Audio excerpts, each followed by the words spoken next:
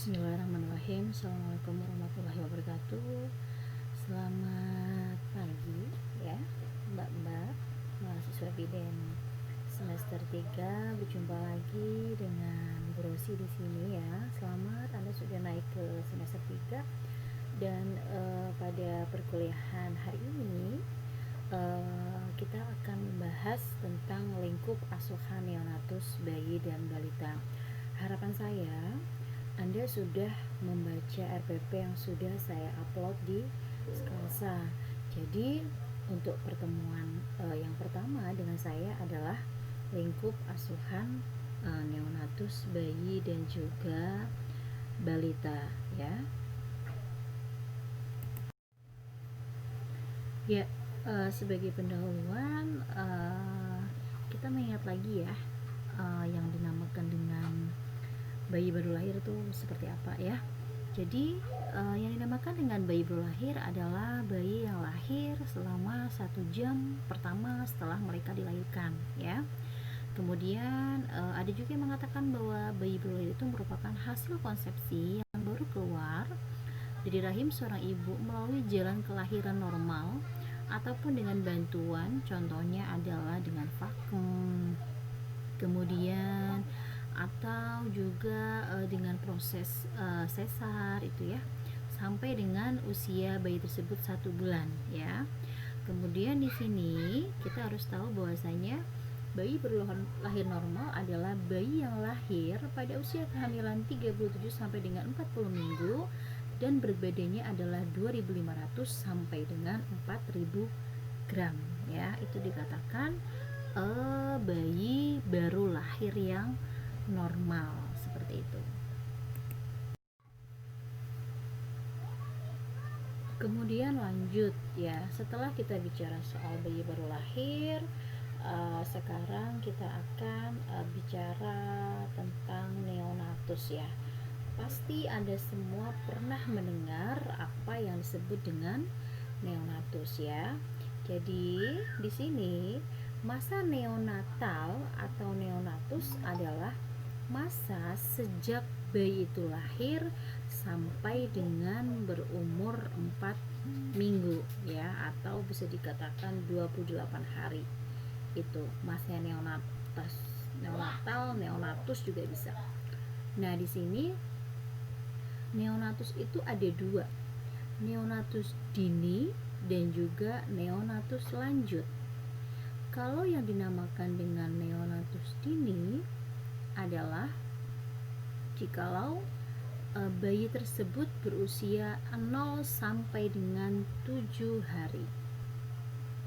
Sedangkan kalau neonatus lanjut adalah bayi tersebut berusia 8 sampai dengan 28 hari ya. Jadi tadi sudah jelas perbedaannya ya, bayi baru lahir, kemudian dikatakan neonatus yang berikutnya ini, kemudian neonatus ada 2, neonatus dini dan juga neonatus lanjut. Jadi Anda harus sudah bisa membedakan ya, seperti itu. Kemudian kita lanjut lagi.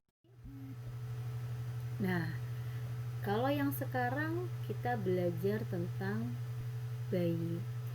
Nah, kalau bayi tersebut di sini merupakan individu ya yang berusia 0 sampai dengan 12 bulan ya, yang ditandai dengan pertumbuhan dan juga perkembangan yang cepat disertai dengan perubahan dalam kebutuhan zat gizi. Jadi kalau bayi meningkat lagi dari usia 1 bulan sampai dengan usia 1 tahun, itu dikatakan bayi. Tidak bingung ya Mbak? Karena tadi kita sudah belajar bayi baru lahir 1 jam, kemudian belajar neonatus, dia sampai dengan 1 bulan ya batasannya.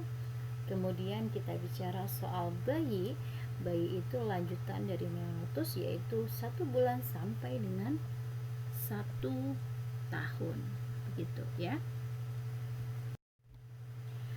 Kemudian setelah kita sudah belajar bayi, berikutnya kita akan belajar tentang balita. Jadi balita itu masa dimana anak mulai berjalan, kemudian masa-masa dimana di sini anak itu akan mengalami yang namanya tumbuh kembang yang paling hebat. Jadi pada usia 1 sampai dengan 5 tahun di sini memang proses pertumbuhan dan perkembangannya memang sangat cepat dan juga sangat pesat ya. Kemudian di dalam usia 1 sampai dengan 5 tahun ini juga kita bedakan ya. Ada dua, yaitu ada yang dinamakan dengan batita. Batita itu berarti di bawah 3 tahun. Itu adalah usia 1 sampai dengan 3 tahun. Kemudian kalau batita yang usia prasekolah ini adalah usia 3 sampai dengan 5 tahun ya, seperti itu.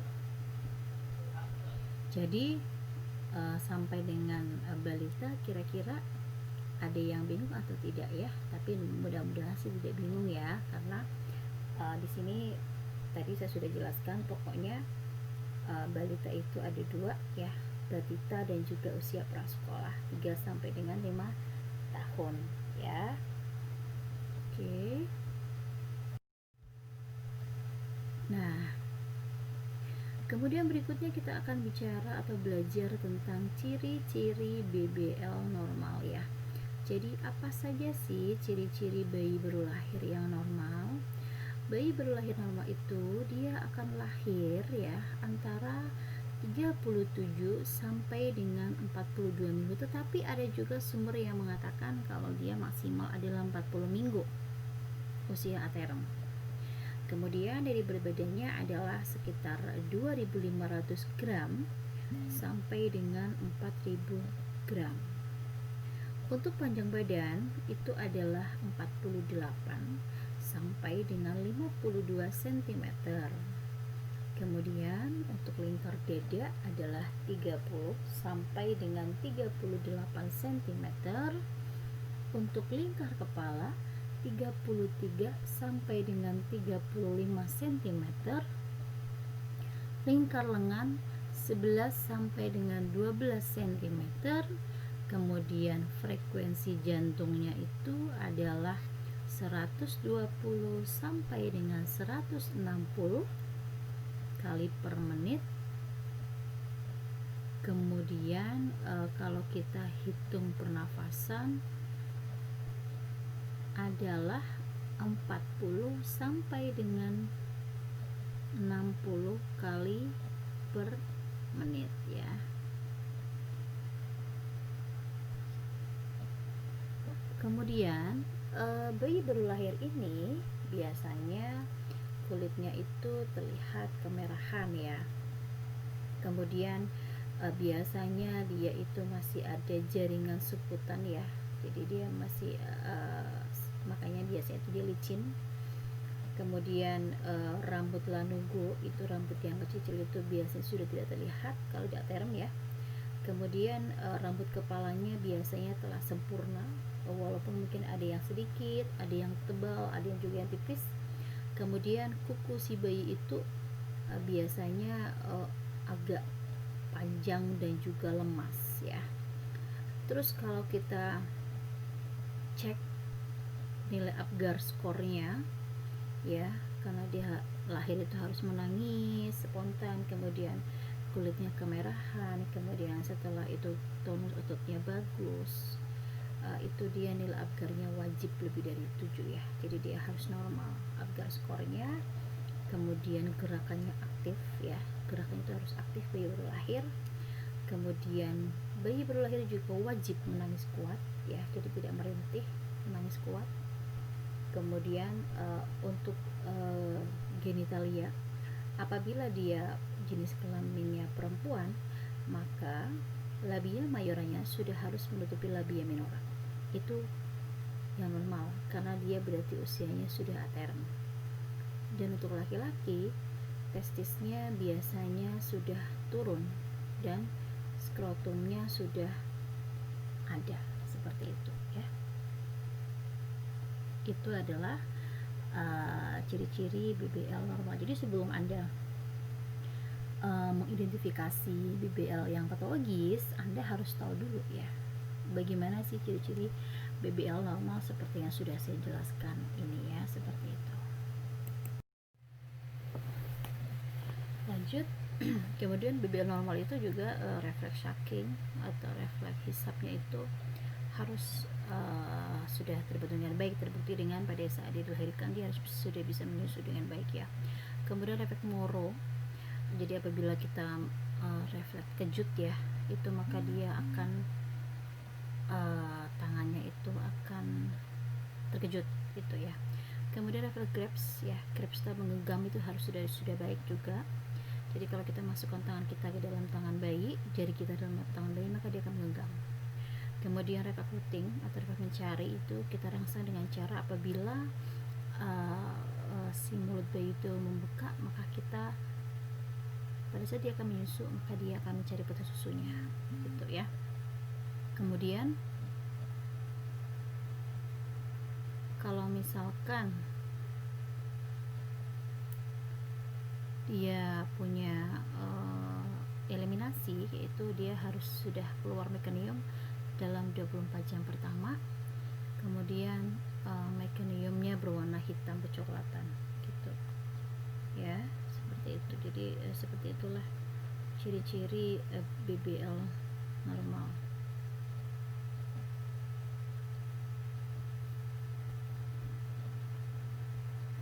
Oke. Nah, kemudian kita sudah bicara soal BBL normal. Sekarang kita akan belajar masalah apa saja yang terjadi pada bayi baru lahir ya. Jadi masalah yang biasanya terjadi pada bayi baru lahir adalah yang pertama adalah ada yang namanya cyanosis ya. Jadi cyanosis tersebut merupakan keadaan di mana frekuensi pernafasan bayi itu apabila dia kurang dari 30 kali per menit atau lebih dari 60 kali per menit ya. Kemudian dia mempunyai tarikan dinding dada ke dalam atau retraksi, atau juga dia merintih seperti itu. Nah, apabila Anda menemui bayi dengan keadaan demikian, maka tindakan yang harus dilakukan bidan adalah satu, Anda harus menghisap mulut dan juga hidung untuk memastikan gel nafas tidak tersumbat. Tetapi yang harus dihisap dulu adalah bagian mulut, karena kalau Anda menghisap bagian hidung maka akan terjadi aspirasi. Kemudian setelah itu berikan oksigen setengah liter per menit ya. Terus setelah Anda sudah melakukan pertolongan pertama, Anda lakukan rujukan ke kamar bayi atau juga tempat pelayanan. Misalkan kalau di rumah sakit berarti kan di NICU ya, ruangan NICU ya. Kemudian bidan harus tetap menjaga kehangatan bayi. Apabila dia pipis berarti harus diganti popoknya. Kemudian kita hangatkan dengan menggunakan bedong. Kemudian AC juga kalau terlalu dingin harus dinaikkan suhunya gitu ya. Atau juga boleh juga kita gendong juga, seperti juga boleh. Kemudian yang berikutnya adalah BBLR ya. Jadi BBLR merupakan keadaan di mana bayi yang lahir itu beratnya adalah kurang dari 2500 ya. Karena tadi kita sudah belajar untuk berat badan bayi yang normal adalah 2500 sampai dengan 4000 gram. Jadi kalau kurang dari 2500 maka kita sebut dengan berat bayi lahir rendah itu ya. Tetapi ada juga bayi yang lahir kecil tetapi berat badannya itu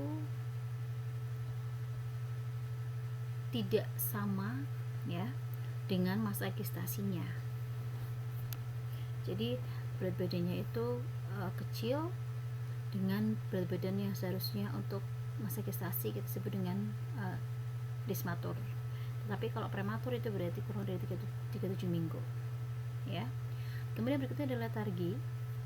Letargi berarti tonus ototnya rendah dan tidak ada gerakan sehingga bisa dimungkinkan bayi tersebut pasti ada penyakit ya. Misalkan dia apakah ada infeksi ya, kemudian dia apakah ada kelainan di tulangnya, berarti tindak adalah harus segera rujuk letargi seperti itu ya. Oke. Berikutnya adalah ada hipotermi. Hipotermi kondisi di mana bayi mengalami suhu kurang dari 36 derajat Celcius. Jadi ada hipotermia ringan, ada hipotermia sedang, dan juga ada hipotermia berat. Kemudian keadaan berikutnya adalah ada yang disebut dengan kejang. Kejang itu merupakan perubahan secara tiba-tiba fungsi neurologi baik secara motorik maupun secara otonomik ya, karena bayi tersebut terdapat kelebihan pancaran listrik pada otaknya. Jadi sebetulnya kejang itu bukan suatu penyakit, tetapi dia itu merupakan gejala dari gangguan saraf pusat lokal atau juga sistemik. Jadi kejang itu nggak nular, kejang itu bukan penyakit, tetapi dia adalah pertanda atau gejala yang menunjukkan adanya gangguan syaraf di otak si bayi seperti itu. Kemudian yang berikutnya adalah diare. Jadi bayi itu dikatakan diare jika dia mengeluarkan feses yang tidak normal baik dalam jumlah maupun dalam bentuknya. Jumlahnya berarti kalau dia sudah melewati batas lebih dari 8 kali dalam sehari. Kemudian bentuknya itu cair tanpa ampas ya. Kemudian jadi kalau Anda sudah menemui bayi kok sarsor-sarsor sampai dengan 8 kali atau sampai dengan 4 kali, berarti dia sudah dikatakan diare.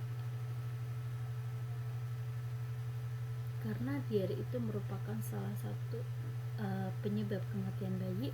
Jadi bidan jangan sampai meremehkan apabila bayi ada yang kena diare, walaupun dengan catatan dia itu masih segar, artinya dia masih mau aktivitas, tapi kita tidak tahu padahal di dalam tubuhnya itu dia sudah kehilangan banyak sekali elektrolit yang pastinya nanti akan bisa membahayakan hidupnya.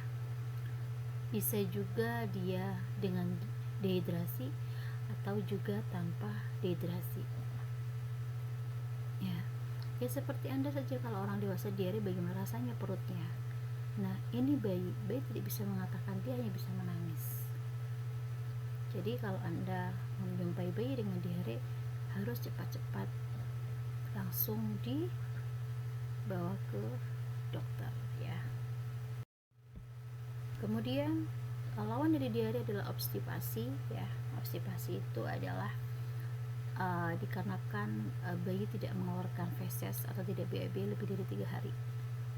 Itu biasanya karena fesesnya itu keras ya, atau bisa juga karena ada penyakit obstruksi saluran cerna ya.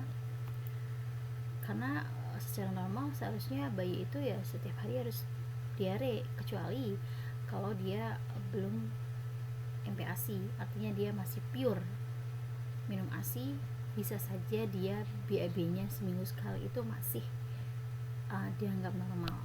Tetapi kalau dia sudah MPASI, kemudian dia tidak makan selama tidak BAB selama 3 hari, berarti dikatakan obstipasi dan ada wajib memberikan pertolongan kepada bayi tersebut.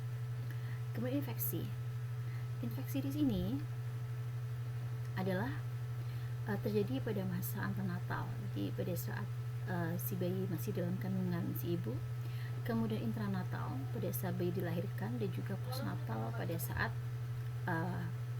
pada masa bayi tersebut menyusu pada ibunya, itu ya, infeksi. Nah, di sini kita akan juga bahas masalah-masalah yang masih terjadi pada neonatus, bayi dan juga balita. Di sini ada namanya bercak Mongol ya. Jadi bercak Mongol itu biasanya adalah pigmentasi datar dan juga berwarna gelap di daerah pinggang bawah dan juga bokong yang dilahirkan yang ditemui pada saat bayi lahir ya. Biasanya di sini di gambarnya namanya bercak Mongol.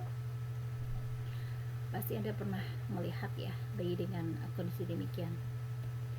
Kemudian ada yang namanya hemangioma. Kalau hemangioma di sini merupakan suatu tumor jaringan lunak atau tumor vaskular jinak akibat proliferasi dari pembuluh darah yang tidak normal dan dapat terjadi pada setiap jaringan pembuluh darah. Ini ya, gambarnya seperti ini. Ini adalah namanya hemangioma. Ini nggak bisa disembuhkan, gitu, kecuali kalau dengan operasi bisa. Kemudian ada yang namanya icterus neonatorum. Icterus neonatorum adalah merupakan keadaan yang menyerupai penyakit hati yang terjadi pada bayi akibat terjadi kondisi namanya hiperbilirubinemia. Biasanya bayinya itu berwarna kuning, bisa cuma matanya aja, atau bisa seluruh badan, atau ada juga batas tangan, itu ya icterus. Kemudian tetapi icterus itu ada icterus icterus yang fisiologis dan juga patologis. Dikatakan patologis apabila bayi mengalami icterus pada 24 jam pertama. Tapi kalau sudah 2 hari 3 hari kondisi icterus berarti itu fisiologis. Kemudian muntah. Muntah merupakan keluarnya isi sebagian besar isi lambung setelah agak lama makanan masuk ke lambung. Ini biasanya untuk bayi-bayi yang sudah makan ya. Beda kalau dia baru ASI berarti gumoh, gitu ya. Nah, ini gumoh. Kalau gumoh berarti keluarnya sebagian kecil susu yang sudah diminum oleh bayi setelah diminum. Kemudian oral thrush.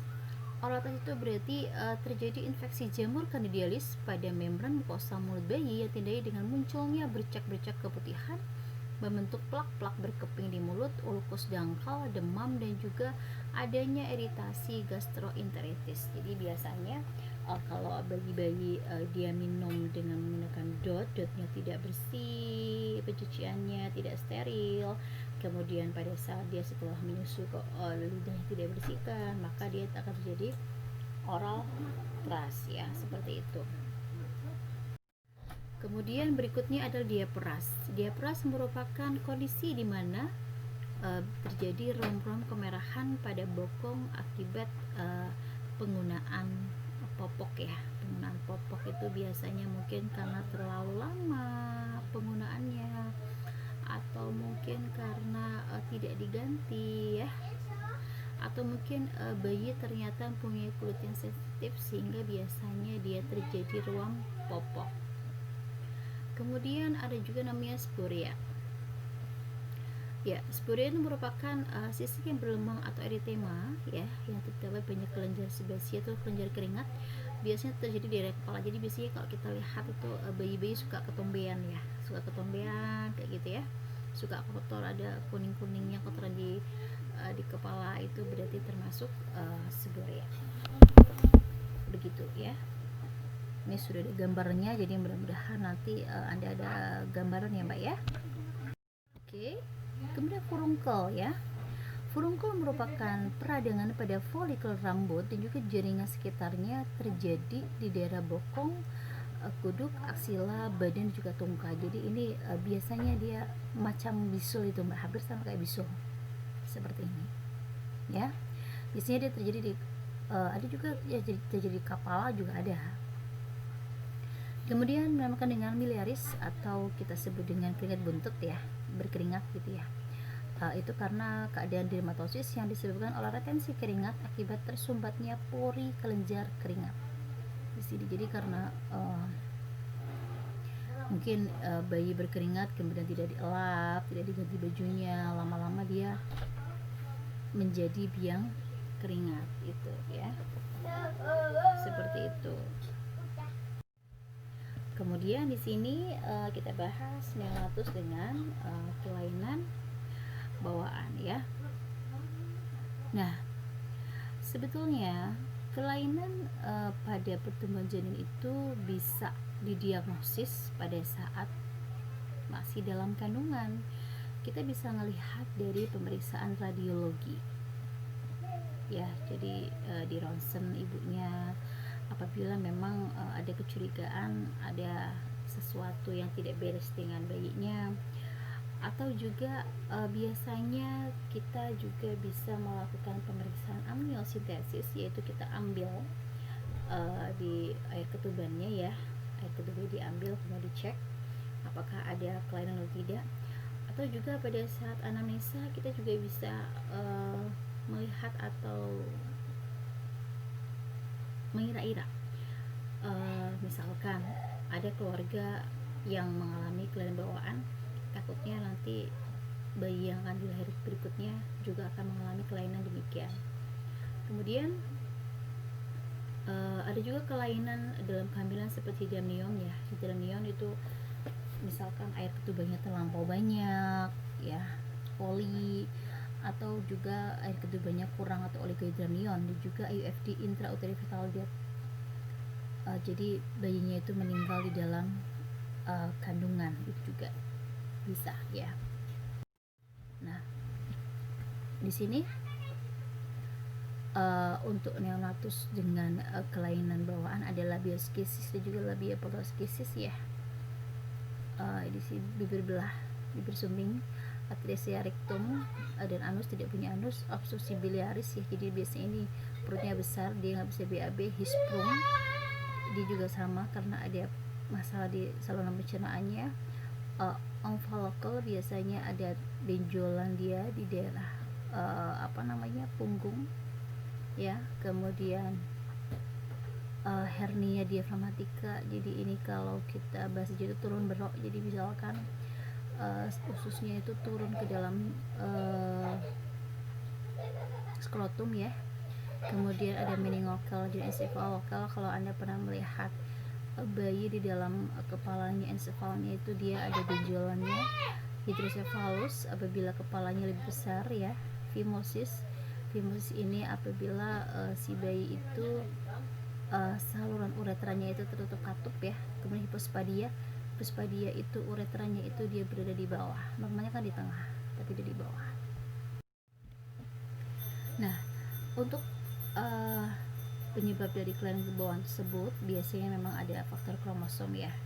Kalau sudah bicara soal faktor kromosom berarti itu ada kelainan genetik, bisa dari orang tuanya atau juga bisa karena faktor luar, misalkan pada saat kehamilan mungkin orang tuanya sering makan makanan yang tidak bergizi, atau mungkin kena sinar radioaktif gitu ya, atau juga karena ada infeksi juga bisa, contohnya adalah toksoplasma ya gitu ya.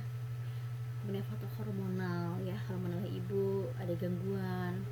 Kemudian faktor gizi ibu ya, misalkan memang kalau Anda melihat itu bayi yang kelainan bawaan itu memang dia berada atau dia dilahirkan oleh ibu yang secara ekonomi itu dia kurang ya, memang karena gizinya kurang. Jadi betul sekali kalau karena pada TM1 itu adalah masa-masa penting, jadi seorang ibu itu harus makan bergizi. Kemudian adanya gangguan terbentuknya saluran tubuh dalam si bayi itu sendiri ya, seperti itu. Nah, ini ada gambarnya. Tadi ada labioschisis dan juga labiapodoschisis, obstruksi biliaris, hisprum. Kemudian ini ada hernia ya, hernia diafragmatika.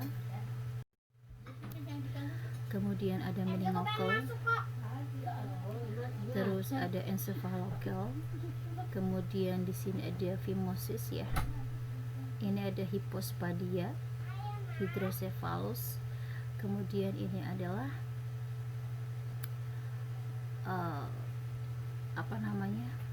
encephalokal. Ya, ini adalah beberapa gambar pasien atau bayi-bayi dengan kelainan bawaan. Nah, kemudian berikutnya kita akan belajar tentang neonatus tinggi. Jadi kalau kita bicara soal neonatus risiko tinggi adalah dikatakan bayi resti adalah apabila dia memiliki kemungkinan lebih besar untuk mengalami kematian atau menjadi sakit berat dalam masa neonatalnya. Kemudian bayi yang lahir dari kehamilan bersifat risiko tinggi karena adanya sosial ekonomi rendah ya, tadi seperti gizi, kemudian pendidikan ibu atau orang tua rendah, jadi dia tidak punya pengetahuan yang lebih tentang kehamilan dan sebagainya.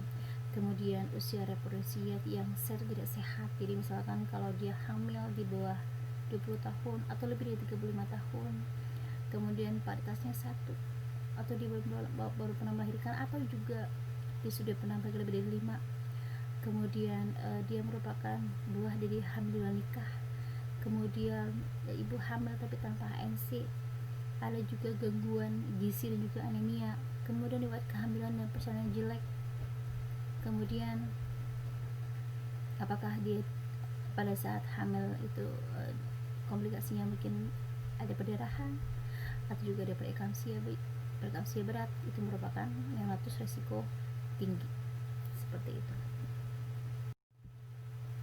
Nah, contohnya ini, apabila ibu itu melahirkan kurang dari 37 minggu atau lebih dari 40 minggu atau 42 minggu, kemudian beratnya kurang dari 2.500 gram atau lebih dari 40 gram, BBLR, riwayat penyakit neonatal yang parah, misalkan infeksi tali pusat ya, Apgar skornya 0 sampai dengan 4, bayi mengalami kejang dan juga ada perdarahan tali pusat, ini merupakan resiko tinggi pada neonatus itu ya. Nah, kemudian neonatus dengan trauma, ada yang namanya kaput suksadinum, yaitu apabila kita melihat adanya udem di bakul bayi, kemudian isinya adalah cairan ya. Biasanya ini terjadi pada bayi-bayi yang pasca lahir dengan misalkan dengan alat bantu vakum, atau juga bayi-bayi yang lahir pada saat kala 2 itu mengalami berhenti di jalan, di vagina itu berhenti, ibunya mungkin berhenti ngeden, atau juga sepal hematom. Kalau sepal hematom itu sama dengan kaput, cuma bedanya adalah kalau sepal itu isinya adalah darah, tapi kalau kaput adalah isinya adalah cairan, seperti itu ya. Kemudian ada yang namanya fraktur tengkorak, biasanya dia terjadi karena adanya partes lama atau juga partes dengan force, tapi kalau partes sekarang udah nggak bisa, udah nggak boleh. Biasanya terjadi karena ada disproporsi sefalopelvik ya, jadi untuk pasien-pasien dengan CPD atau panggul sempit itu ya, biasanya dia bayinya itu mengalami fraktur tengkorak atau juga fraktur clavikula. Nah, ini biasanya adalah untuk kasus-kasus yang distosia bahu ya, itu. Jadi biasanya pada saat dilahirkan atau bayi besar pada saat dilahirkan dengan melalui vagina, itu dia mengalami kesulitan pada saat kelahiran bahu, dia pasti akan mengalami fraktur clavikula ya, seperti itu. Kemudian fraktur humerus ya, biasanya juga ini bisa terjadi karena kesalahan melarikan lengan, jadi pada pas bayi-bayi dengan lahiran sungsang ya, atau depresi bokong, itu biasanya ada kesalahan dengan melarikan lengan. Kemudian ada fraktus femoris, itu femoris pada saat terjadi pertolongan presesi bokong. Nah, itu mungkin bedanya salah metodenya, sehingga pada saat melarikan bokong metodenya tidak betul, sehingga bisa terjadi fraktur ya. Kemudian ada juga namanya perdarahan intrakranial, biasanya dia tekanan bekas pada kepala janin, terjadi pada patus lama. CBD juga bersamaan dengan alat, contohnya adalah dengan vakum gitu ya. Nah, kemudian di sini adalah dikatakan gawat darurat pada neonatus. Apabila neonatus bisa juga mengalami kedaruratan apabila dia mempunyai satu tanda-tanda sebagai berikut: sesak nafas ya, berarti dia frekuensi nafasnya lebih dari 60 kali per menit. Kemudian ada dilatasi dada, jadi kembang kemih dadanya itu ada saat dia nafas. Kemudian bayi tersebut malas minum, kurang aktif, dan juga BBLR. Jadi kalau ada bayi dia tidur terus, dia nggak mau nyusu ya, itu berarti dia merupakan salah satu tanda kegawat daruratan. Kemudian panas ya, jadi suhunya itu tinggi lebih dari 37,5, atau juga subernya rendah lebih dari 36,5, itu merupakan salah satu gawat daruratan pada bayi baru lahir ya. Jadi apabila Anda mengalami keadaan bayi sulit minum, sianosis ditandai dengan dia berwarna biru, kemudian kejang, merintih, perdarahan, berarti bayi tersebut mengalami kegawat daruratan, maka tidak boleh Anda menunggu lama, wajib dilakukan rujukan. Seperti itu ya. Baik, materi saya sudah selesai. Terima kasih atas perhatian dari Mbak-mbak semuanya. Apabila ada pertanyaan, silakan dituliskan di forum dan kita akan diskusi secara bersama-sama. Terima kasih. Wassalamualaikum warahmatullahi wabarakatuh. Selamat belajar dan semoga Anda sukses.